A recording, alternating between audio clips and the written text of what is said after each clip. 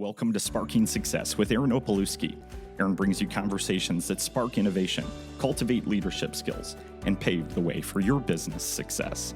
In each episode, we delve into the dynamic world of business and leadership, exploring strategies, insights, and success stories that fuel your professional journey. Hi, everyone. Welcome to Sparking Success. Today, we're going to talk about how to protect culture as you grow. This is something that I feel like I've learned a lot the hard way over the last 17 years. It's something that has become more and more important to me. It's probably the number one thing that I think about as we are expanding, as we're making hires, as we're evaluating what are the right decisions on bringing people on the team or putting people in specific areas. It all lines up to how does that impact the culture? Does that improve the culture? Does it keep the speed and the flow of it? Or is there any risk factors in what we're doing with this hire, with this add of this service line, with this expansion of a service line, more likely? Like, how does that affect that? I'm always thinking about it, but it wasn't always that way. So, when you start out in business, if it's just you, maybe it's multiple people, but if it's just you, you are the culture. And I think that's the first frame to keep in mind is that doesn't really change as the leader. Like, you set the pace for the culture. You set the example. You are never going to have the culture outpace you. It's not going to be more hardworking than you. It's not going to be more intense than you. It's not going to be more kind than you. It's not going to be more direct than you. Whatever traits that you embody is going to seep into the culture, and it's never going to outpace you.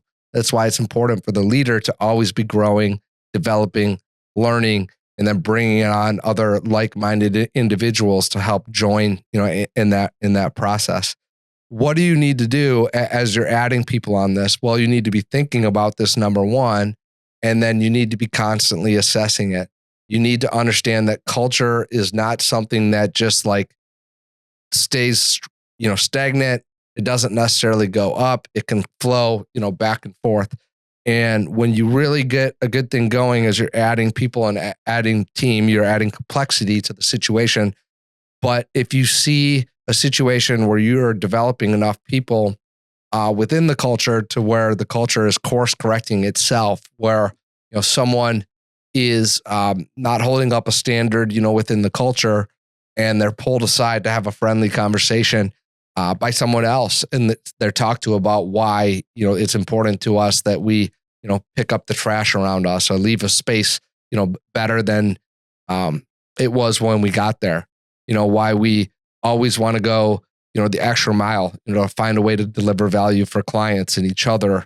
Why we want to be a good teammate to each other. Like when you're seeing these things, and that's our culture, right? Like when you're seeing these things self-correct, self-coach, within the culture, you're on the right track. As your company's growing, as you're adding people, think that things are going to get more complex. And where you're really at risk on this is if you're growing fast. Because, we're in recruiting and staffing and workforce solutions. And what happens when you're hiring fast is there's a natural tendency because people on your team are going to start to feel overwhelmed, right? The first thing they feel is like overwhelmed. How am I going to get this all done? How am I going to do this? I need to add, someone to the team. I need help. I need support. I need, someone to bail me out of some of this. And there's parts of that are great, because we can't all do everything. We don't all have the same unique skill sets. So as you're growing a company and you need to be adaptable and versatile, that's great. But you also start to have the opportunity to bring on other people that have unique skill sets. What you can't do, though, is start to cut corners in this process. You're better to run lean. And I'm saying this to myself because I still say it every time that we're hiring.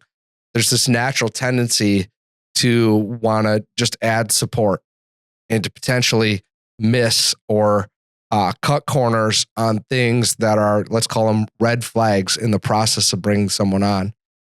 And what you're doing when you do that is it may feel good in the moment to get that support or feel like you're going to get support and help, but you are self-inflicting erosion, on the culture. You're making it potentially harder. If someone isn't open to the concepts and they're not going to be coachable within your culture, because not everyone's going to be perfect. You have to teach them this stuff, but they have to be coachable. That's a key factor. They have to work well on a team. If you hire people that have a skill set or something nice on their resume, or you think they can bring revenue or they can provide a resource that you need currently, but they're not coachable and they don't work well on a team, then they will erode your culture. If you hire someone that is really nice and you think fits the culture, but has none of the capabilities to do the job, and you can't get them up to speed, fast enough within the current state of what's going on, or maybe they're just never going to be able to have the skill set required to do it at the standard that you want, then it would be a bad idea to make those hires. Yet in our own business, we've made that mistake, and we see businesses every day that we're talking to that have made the wrong hire and are coming us now for help. They've worked with another agency and, feel like they haven't got the mark, with their person. They're desperate, to make a hire because they're in a situation where they needed someone 2 months ago and a project's due and they don't have, someone there. And it really becomes our job in that instance to listen to what they need and to not push someone in the door that cuts corners. We got to help them go around that corner and make sure we check the boxes that they need to hire the person, maybe not with all of the skill set. It's hard to find 100% fit, but you need the core principles. You need someone that you see working into the culture and into the core value set, and need to have a general either ability already to do the expectations of the role, or you need to see that they have the characteristics that you can develop that in them in an acceptable amount of time. It's when we veer from these things to feel good in the moment about, we made that hire and check the box, that we are setting up the culture to go in the wrong direction, performance to go in the wrong direction, and really creating more complexity and more frustration for us in the long term. It feels good in the moment, but it's like a drug that, essentially you take it, it feels good, and you're just left with a laundry list of problems down the road. So I hope that helps, someone today that's in this situation right now. Your business is growing, it's exciting. You want to make hires, you're passionate about what you do. Maybe you're stressed, because you're feeling overloaded with all the work. But I just want to caution you, don't just bend on your hiring process and who you bring into the team, because you will regret that down the road, whether it's 90 days, six months, a year, a couple of years. You're going to look back on this and say, man, I should have listened to Aaron when I listened to that podcast. Like, I should have taken that and applied that in my business. I should not have cut these corners.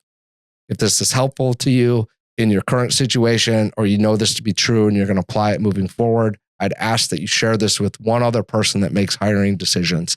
Thank you and have a great day.